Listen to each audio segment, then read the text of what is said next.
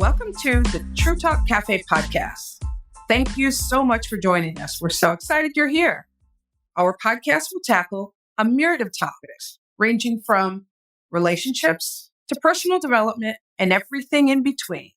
My name is Renee Stewart, and I'm joined by my co-hosts, Ana Garcia, Carla DeCore, and Lali Ramirez-Bennett. Collectively, we span 4 generations. Can you believe that? We've all experienced ups and downs in our personal lives and professional careers that have qualified us to share our unique perspectives with you, and we're excited to do so. But before we get into today's content, I wanted to let you know where you can find us on social media. On Instagram and Facebook, you can use @TrueTalkCafe, and on Twitter, you can use @TrueTalkCafe1. Don't forget to like us, rate us, and leave a review. We value your feedback. We want to ensure that we are providing content that resonates with you. So please don't forget to subscribe to our podcast on whatever platform you listen to your podcasts. Spoiler alert, you will want to stay tuned to hear what our guests are going to share about this exciting topic today. Also, stick around to find out how you can join us on a live show. We would love to have you join us on one of our episodes. Now, let's get started. As a business or HR leader, you've probably noticed that upskilling and reskilling are getting a lot of traction lately. Skills have emerged as a key area of focus for 2023. So in today's episode, we're calling Upskilling, Reskilling, and Preparing for the Future. We will discuss how future fitting your workforce can enable your organization to develop the skills needed to remain competitive. So on to Carla. All right. Well, to lead into our topic today, we're going to be speaking about reskilling and upskilling. So while there is some correlation between the two approaches, upskilling differs from reskilling in that it doesn't seek to move someone into a new role. Upskilling enhances an employee's existing abilities by teaching them new tricks of the trade. There are a few positions that are being directly impacted by some of these changes, such as web developers, marketers, analysts, and the list goes on. In contrast, reskilling prepares current workers for different roles. The positions they've been doing for several years may be on their way out. So reskilling your workforce can help you remotivate the staff and invest in them while saving the cost of hiring new staff. Both are effective strategies for employers to combat what is expected to become a perennial skill shortage. As our conversation continues, we'll explore why upskilling and reskilling are now more critical than ever. To add to this discussion, we have invited an expert that is very familiar with this topic that will share his expertise and experience with us. We have Jay Clancy. He is an expert in personal and organizational learning. As a business owner, organizational learning consultant, and university professor, Jay has over 30 years of experience designing and facilitating organizational learning in a variety of industries internationally. Jay has led numerous teams in creating a full range of learning solutions, from minor interventions to strategic enterprise-wide programs. He is an adjunct professor for the University of Houston and has served on the boards for University of Houston, Warren County Junior College, and Houston chapters of ATD, ISPI, and IAL. Jay has a bachelor's in psychology and a master's in training and development. Welcome, Jay. We're so glad that you're able to join us today to share your thoughts and experience. Thank you. I'm honored to be on the show. Great. So we are going to have some questions for you today. And, please do share some of that expertise, holding today. And of course, as you know, right now, it's a very prominent time to discuss these things because of everything that's happening in the organizational climate of different industries. So one of the best ways to utilize reskilling and upskilling in your organization is providing employees with structured career pathing. Can you explain what career pathing is and how employers can use this framework? Yeah. Well, I think career pathing is really exciting, and I've seen a lot of people using it these days. When I think about career pathing, I think about giving the employees a choice of where they're going to go with their career, but at the same time, provide a map to them so that they can see what their options are.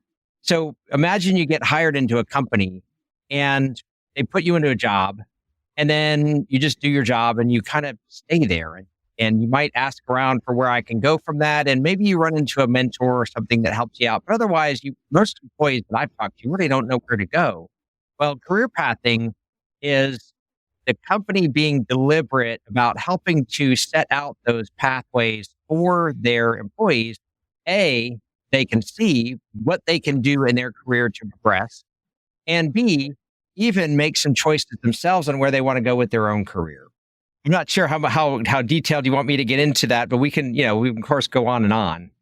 Absolutely. When employees kind of come in, they're, at their highest level of engagement, right? And as you said, they get into a role, and then a couple of years down the road, they're looking like, hey, what's my next move? And they're relying mostly on their managers, right? And they're like, hey, my manager should be developing me, which is true, but it is a partnership as well. What do you think about that, Jay? Well, and frequently what we find is that managers aren't very well prepared even to do that. Right. I'm sure you guys have seen in your careers how infrequently managers don't get the training that they need. And then they also aren't necessarily very well connected to the HR function, so they might not even know what the career pathing is. I think it's really important for people in our functions, in the HRM and the HRD functions, to help chart out what those pathways are, even for the manager, so the managers can explain. Absolutely. I worked in corporate America for over 28 years, and I do recall that most of me understanding career mapping was on my own. I had to take that ownership, and it was very few people that could guide you. And a lot of times individuals get siloed into an organization or a department. Corporations have a vast number of internal groups, organizations, departments, everything. So a lot of people get in that zone, and upskilling doesn't really happen beyond that. So when you think about career pathing, what do you think about that? When people are in an organization, what type of things should they be doing or exercises should they be doing to understand full scope of where the current trajectory could take on? I think that's a really great point, Anna, because I think about, okay, you get a job and it may or may not be a great fit for you. Sometimes you just had to get a job, but you end up in that job and maybe you like the company a lot, but the job itself may not fit you. I've even seen that with my own kids. Got into a great company, job didn't fit them. So because the job didn't fit them, they ended up having to leave the company. Well, I mean, we obviously don't want that. And if we find somebody who's a good worker, but maybe they could find themselves being more successful in a different part of the company, Right. Helping them provide ways that they can move into those different and try different things and use different skills, we might find that they have a whole different set of potential that could benefit our organization that we hadn't even thought of and that even they hadn't thought of. So I think that's a really good point. Yeah, I would agree with that. At my company, I require our management team to develop our people, and everyone has to have an individual development plan, and it has to go out once every 5 years. Initially, when I came to the company, they did not have that. So at least, when people come in, they know at least they're going to have a 5-year plan, whatever that is. Right. And I double check it every performance the cycle, mid-year and end of year. I check because I'm the one that has to hold them accountable. Otherwise, they'll rubber stamp it. Right. That's great. I imagine to set that up, you probably had a lot of background talks, even figure out what those pathways to go on those individual development plans. Because, like you said, not only do they rubber stamp it, they might just throw something together because they don't know what the right 5-year plan is for an employee. It's hard to chart out what somebody's career path should be even over 5 years. Yeah. And a lot of times, like you said, the managers are educated enough to start having those conversations. And what would you say for like smaller companies where there isn't a lot of options for people to develop new skill sets or to create a talent pathway? What advice would you give to those employees that work for the smaller companies, a lot of government entities? I know I work for one, and that's typically a challenge, or even nonprofits. That's really a great question, Carla. And that hits me home because I had my own company for 22 years. And it was really hard for us to keep employees because my company was really small. We got up to 15 people. And it's hard to, especially younger people, they want to see where they're going to grow. And if I hadn't done a good job thinking through what I was going to do with them over time, of course I wanted them to grow, but I hadn't thought it through. And so I had a really hard time keeping employees. They get to a certain point, usually right about when they're useful to me. And then, they find another job and move on. I think it's most important for small companies because we are more at risk for people moving on. Now, the good thing is, and I know from the position that I had when I had my own company, is the good thing is if you have your own company, you have a much better view of where you think you're going and where you're going to need people. So being able to put together career paths while your options might be smaller, you should be able to have a more strategic view. And I think that's the strategic view is the important part of career pathing, right? We need to look ahead at where our company is going to go and think what skills and what competencies are we going to need to fill over that time. And then that's how we can start talking to people about what kind of skills we're going to need them to have. So if for smaller companies, now mine was 15 people. So if we're talking companies that might be, like you were saying, maybe in the 300 or 400 range, again, you're struggling with, there's not a whole lot of movement because at some point you can only have managers. But I would still really think about, number one, strategically, what your growth goals are and what kind of competencies you're going to need for that. And then you're probably going to need to think out of the box a little bit and think, okay, maybe growth doesn't necessarily mean management, which is a big mistake a lot of people make.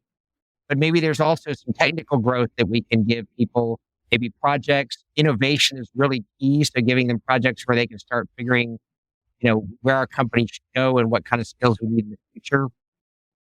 It's going to take more creativity, but the advantage is since you have hopefully a smaller company has a better strategic view of where it go, I think you can use that advantage to your advantage. Yeah, that kind of segues into like our second question, which is, like many managers, they believe talent walks out the door because of money, which is, although, they're not necessarily wrong about that. Low pay isn't the only contributing factor, though. People, leave managers, they don't leave companies. A lack of career growth is one of the main drivers of turnover in organizations, regardless of industry. So my question, as we were talking about, is what would be some of the benefits of upskilling and or reskilling current employees? First, I'll say I definitely do like the money. So, I can identify with that part as well. But I know that especially for younger generations, especially for those generations, they're saying that they'd rather move up and have career opportunities, even possibly taking lower paying jobs, not much lower. I mean, upskilling and reskilling isn't going to replace decent salary. So if your salary structure isn't competitive, you're not going to make up for that. You might make up for it a little bit, but people have to feed their families. Yeah. But that being said, I think there's, especially with younger generations, there's lots of opportunities to make your employee value proposition way stronger by having that upskilling, reskilling. And the thing is, it's a win-win, right? Because you need employees with more skills. It just takes that extra step of trying to figure out what those skills are and then having conversations with your employees about what those skills should be and what they should develop. And you've created another branch of your EVP without even adding to your cost structure. Yeah. Just, when you're doing your succession plan, part of that is doing a skills gap analysis. A lot of people skip that step, including my company, and I'm trying to get something like that in there because it really helps to determine what current skill sets that you have. And then as the goals trickle down from the CEO from year to year, based off of his plan for the company, then you can take a look to see, do we have those skills currently? Or do we need to upskill or reskill some people because maybe you have a riff coming, right? So you're going to get rid of, say, 10% of your people. Now you've got to reskill some people that are more tenured, right? And shift them into other positions just to keep them because they were tenured, right? And they're good at what they do. Or you need to upskill because we don't really have enough people to handle that work that's coming our way. And on top of that, think about today's business environment, right? All the change that's coming down with things like digitization and workforces that are aging out in many cases. There's so many places where change is going to be hitting us if we're not on top of the upskilling and reskilling. The business environment is going to pass us by, and companies are going to find themselves left out. And I particularly like, Renee, that you were talking about the idea of succession planning. How many companies forget about that altogether, and then they find themselves scrambling where they might have had plenty of talent. They might have had plenty of bench strength ready to go if they would have planned ahead a little bit, given their employees some career pathways like we were talking about before. If they would have thought 4 or 5 years out for when their succession planning was going to start becoming relevant to them, they could have had a solid bench of leaders ready to take over. The other thing is to benefit from the workers who are retiring. Well, if we think 5 years out, we can use them as mentors and have them leave that legacy, which a lot of people, when they're retiring, want to leave that legacy. Succession planning and career pathing lets you do that.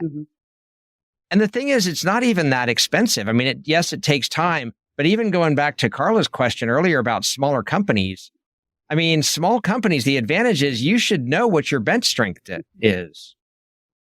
I mean, you know the people in your organization. So you should have a really good idea of where your bench strength is for future years. And also, if you're looking at, your strategic planning, the reason that's hard for me to say, if you're looking at your strategic planning and what markets you want to move into or what challenges or threats you're seeing coming, that's where you really should start looking at, well, what do I have? What are our skills and where do we need to grow? I think the whole digital transformation that's happening in business right now would be a great example of that. If you're not upskilling and reskilling your employees for the digital realities that are going to be hitting us, you're going to find yourself left behind. Yeah. And okay, one other thing occurs to me on that. One of the big fears of a lot of employees is that they're going to be replaced by things like robots and AI. Back in my day, we were all going to be replaced by robots, and then happened. And now we're all going to be replaced by AI. And the thing is, well, the jobs were. Now we all learn new skills, but the jobs were replaced by robots and AI. And we need to help our workforce be ready for the kind of jobs that they're going to do so they can still contribute in a world where we are using AI and we are using robot technology. So, I mean, no matter what your business in, if you're not upskilling and reskilling, you're going to find yourself behind. To that point, let's get into that. So how can organizations create effective upskilling and reskilling programs? I know that there are different strategies and organizations can definitely become more agile and professionally and setting themselves up for more opportunities. But how can they get started if there is a company that they just don't know where to start? That's a great question. The problem is I see a lot of people either avoid doing it altogether, or in my experience in the training and development world, I see a lot of people thinking that they can just do it themselves and on a low budget and throw it together.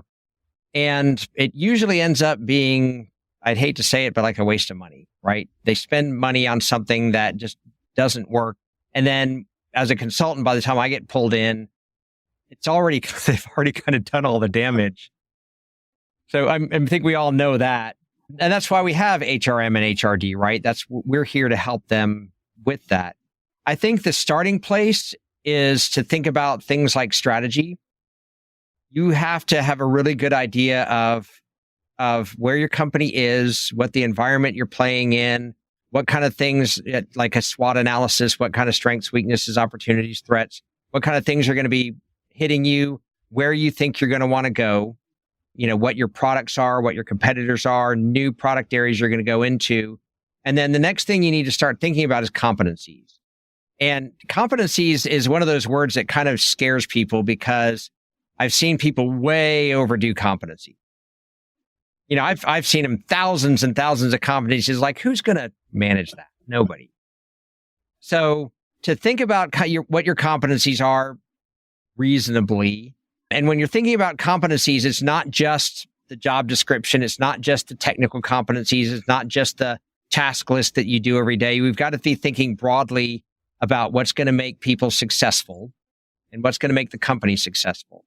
And we need to be thinking about that holistically, right? Because if we've got a strategy to go in a certain direction, and we know there's a set of skills that we're going to need to have to do that. They're going to not just be technical skills. They're going to be commercial skills, leadership skills, communication skills, a whole range of things that we're going to need to think about to make this company successful. And then we need to step back and take an honest look and say, well, do we have that? And one of the nice things about career pathing is we might actually find out that we have it in places that we never knew it was there. You might have people in your technical workforce that actually have pretty solid commercial skills if someone would just help them find them and develop them, right? And vice versa. We might see people in, maybe sales or whatever who have great digital skills who might be able to bring them. So the great thing about career pathing and involving your employees in that career pathing is that they can possibly help you fill in those gaps in your competencies that you have without you having to go find other people. So I would say, first strategy, then it's competencies. Then I think the next thing is to really involve your workforce in that. I'm really big on when you're working with people, involvement is key. Nobody likes to be changed. I think we all recognize that change is important, but we don't want it inflicted on us, right? So if we can go out and involve people, I think we'll find sources of competency out in the workforce that we didn't know about. I love that you said that, Jay. One, because I've always said it's not a company that actually changes. It's the workforce that adjusts to the changes. Yeah. So they're the ones that drive the change that the organization envisions. And if we don't prepare the individuals to adapt to those changes and apply them correctly, then we were only doing ourselves a disservice as a whole. So I think that is a very important thing. Upskilling and reskilling are essential parts of any business ability to continue and forward, especially when it's ever changing. Now I can't say it. The digital transformation really did absolutely impact a lot of that. But there's so much more to that. Companies, look at the pandemic. Whenever we had to adjust to a virtual world, many companies did it on a dime and they were ready to go, even though they had never utilized those. Yep. They just knew it was coming. They had prepared for it. They had studied. They had research. And yes, they had some expenses that came from it. But then at the end, what happened? They were able to continue moving business as usual, operating on a new level. A lot of those that were not able to adapt failed, and they're no longer here today, or they had to let people go. So I do think that was an effective process, right? And it was also very eye-opening to those who were not prepared, because then they were scrambling to change things. And the business, if you think about it, large companies, one day of business loss is huge. Not even thousands. It could be millions of easily. So very, very important to understand them and preparing your workforce, because the workforce is the one that actually makes that organizational change happen. It's not what the organization desires. Without the people, there's no change. So I love that you said that, because I do feel that's very important. And it's a topic that I could go on and on forever, but I'll shut up now so that my colleague can say something. I think you made a really good point, Anna. And I think two things on that. One, for some reason, I think people think that the organization is something different than the people in it. But if you think about it, you can't change an organization without, I mean, the people are the organization. So I think that's a really good point. And the other thing I think that I was thinking about when you were saying that is not only does the providing the chances for upskilling and reskilling help the organization, but I think the employees benefit a lot from it too, from the standpoint of the challenges you were talking about, like the pandemic, or think about the digitization or all the other challenges that, I mean, people are reading the news, right? And they know that there's change coming, and we're all scared, right? We don't talk about it on podcasts and stuff, but I'm kind of terrified of what's going to happen in the future. I asked it as an aside, I asked ChatGPT if it was going to take over the universe. And it said, no, we're going to be collaborating with humans, because isn't that exactly what you'd say if you were going to take over the universe? That's true. I'm just thinking. I tell my kids all the time. It's going to tell my kids all the time. So yeah. It's not our friend. But anyway, I digress.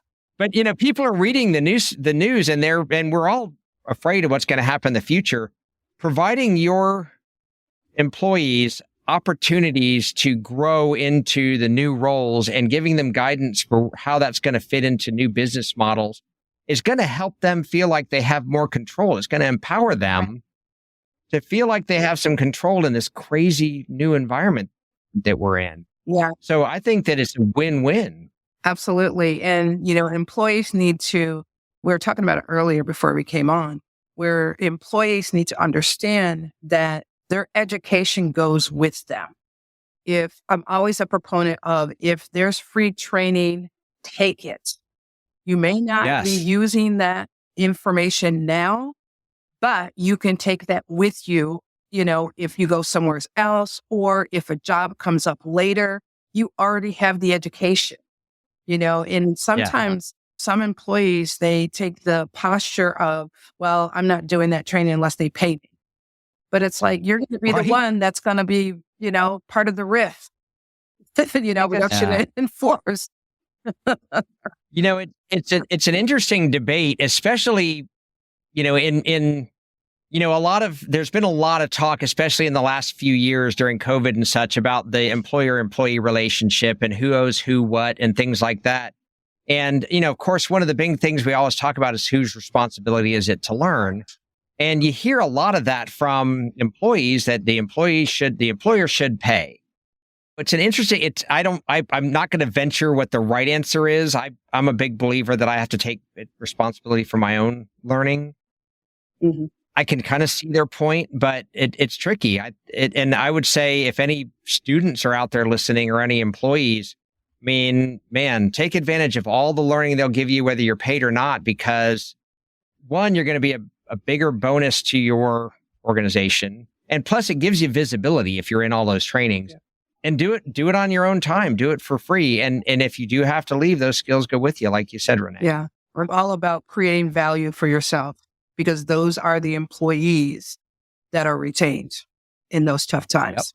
Yep. Carla, do you have Yep. anything to add? Yeah, so let me just share to that point. That is one of the reasons why I'm in the position that I'm in now, because I always learn. So I'm one of the few people within my institution that knows a little bit about everything, because every time there was an opportunity for me to participate in a committee or anything, I wanted to be a part of it. Yes, it was extra work. Yes, it required me to work on weekends sometimes because I didn't get a chance to do my actual work during the week. But it did allow me to learn different things. So now when an opportunity came up, I was the logical, person to step in for that role because I had the knowledge. So I do encourage people to definitely take it up on themselves to always learn. And one thing my mom always told me, she's like, even if you have to go do it for free, go do it. Like, don't say no unless you really have to, but go learn. She's like, that is the main thing. And that's what her mom told her, go learn. Because it is about learning. We volunteer. I know Renee now has spent plenty of hours volunteering in different places, but it has given us opportunities to learn about different things, to meet a lot of great people. It's just really how you want to develop yourself. And it takes different forms on how you learn. It doesn't have to be a training. One thing I wanted to... And people see it. I wanted to make a quick point earlier. Sorry. Something you said earlier about keeping employees involved in the decisions that are made about career pathing. I think that's hugely important, mainly because there are opportunities that are out there that you may think as a leader that this is a great opportunity for a person because you've seen the skill sets in them. I had that opportunity happen to me recently where I had an opportunity to create a director position for someone, but I wasn't thinking this person wouldn't want it. And I thought through the whole position, presented it to them, and I'm like, okay, you're ready for this. And that person was not ready for that position. That is not what they wanted to do. And it was a shocker to me, but I should have known better. I should have known to involve them from the beginning and find out if that is the pathway they wanted to take. I just assumed that based on their skill sets and strengths, this is the pathway they wanted to take, but it wasn't. So it's so important that we do involve them in their own career pathway, right? I should have known that, but haven't. It's a great point, though. Yeah. It's also great leadership to admit, oh, maybe I should have taken a little more, time with. On that note, guys, I think that all the questions that we asked today perfectly address some of the things that a lot of individuals are working through right now. I absolutely believe in investing in oneself, and I could be the poster child for whole career paths change. After I got laid off, I went into a completely different field, and I'll be very honest, I was approached. I didn't have to apply for the job. I got the job based on just everything that I did, working with ladies like Renee and Carla, volunteering out there, upskilling, learning new skills, completely unrelated to the professional work that I've done for 28 years. And for a person to say that, because all I ever had was that one job since high school for 28 years, and be able to just completely shift careers, and took me 7 days to get a new job, is awesome, when I never had to apply for it. And I think it is because of all the effort and investment that I gave in upskilling, reskilling, and using those skills in different, opportunities, and using those skills on different platforms, volunteering, giving back, free time that I was giving away that I get to charge for, those kinds of things. So I think that all of these things are very important, not only for the organizations, corporations, small companies, large companies to understand, but us as individuals. And something that we were talking about earlier was when Renee mentioned a lot of women and a lot of people of color will not do that, will not invest in themselves, will not invest in their growth because we have our kids, we have our family responsibilities. My kid really wants to do that, versus me spending $500 on myself. I'm going to spend $500 on my son or my daughter. But you know what? It's okay to be selfish from time to time as a mother, as a woman, as a professional, or as a father, because there are a lot of single fathers that would do that as well. So I think it's very important to understand that whatever you invest in yourself today is going to have a great ROI on your entire family tomorrow. So with that said, we're going to wrap it up. Thank you for joining us. And I have a few statistics because we always like to talk about some of the statistics that we need to be aware of when we think about these topics. So the coronavirus pandemic led to a reworking of the economy unlike any other since World War II, according to the Wall Street Journal. Guys, do you hear that? Since World War II. This shift requires an innovative response from HR professionals in business, nonprofits, government, and education. As a result, 58% of the workforce needs new skill sets to do their jobs. 83% of industry association economists say employers in their sectors are finding it more difficult to fill jobs than they did 5 years ago, which means there's opportunity out there for us. 55% of employees struggle to find and share organizational knowledge, and 61% are not satisfied with the company's workplace technologies. So we do need to be aware and invest with the engagement of individuals from the get-go. Approximately 53% of college graduates are unemployed or working in a job that does not require a bachelor's degree. As a result, HR will need to change substantially in its accountability over the next 12 to 18 months. No pressure, guys. 12 to 18. We got it. That's right. Carla? Yeah. So in summary, employers just need to find innovative ways to address the skill sets deficit issue. So new approaches could include previously under-explored options, such as focusing on skills, sharing knowledge, offering apprenticeships. I've seen actually some grants on that lately. Partnering with schools. These strategies may offer avenues to success today while readying you for the future, or helping your staff be ready for the future. So it is time to do something, I think. Absolutely. So, you know what? In closing, we want to thank you once again to our guest, Jay Clancy. The information that you shared with us was priceless. I mean, great value there for our listeners. And we want to say thank you to our listeners. You guys. I know, it's fun. You guys made a really great point. Yeah, for sure. Cool group.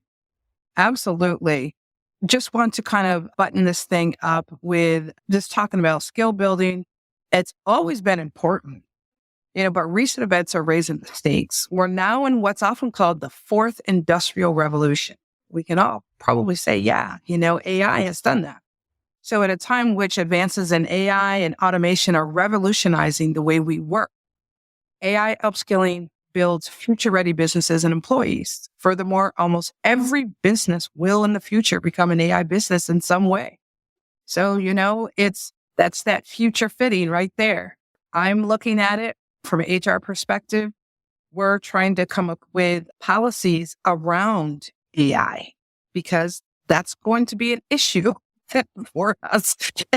So, I myself, I'm trying to get educated on it right now. Yeah.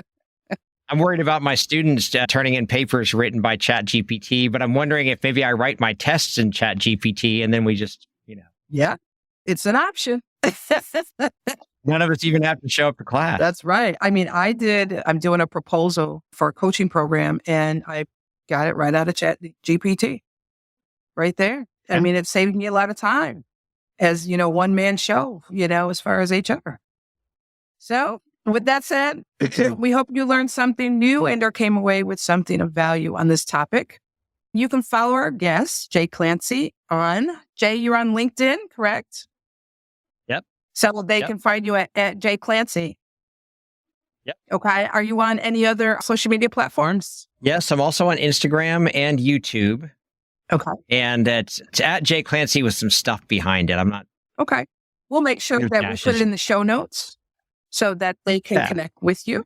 So as promised, here's how to join us as an audience member on the next show episode.